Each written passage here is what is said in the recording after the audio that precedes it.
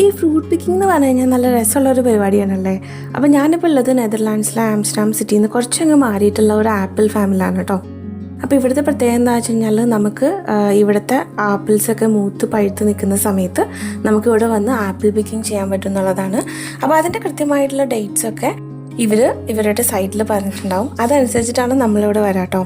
അപ്പോൾ ഡേറ്റൊക്കെ നോക്കി വരുവാണെന്നുണ്ടെങ്കിൽ നമുക്ക് നല്ല പാകമായിട്ടുള്ള ആപ്പിൾസ് ഏത് റോളാണുള്ളത് എന്നുള്ളത് ഇവർ നമ്മുടെ അടുത്ത് വരുമ്പോൾ തന്നെ പറഞ്ഞുതരും. ഇതിൻ്റെ മുന്നിലായിട്ടൊരു ഫ്ലാഗ് വെച്ചിട്ടുണ്ട്. അതനുസരിച്ചിട്ട് ഈ ഒരു നില മൊത്തം നടന്ന് നമുക്ക് ഇഷ്ടമുള്ള അത്രയും ആപ്പിൾ പറിച്ച് കഴിക്കുകയും ചെയ്യാം.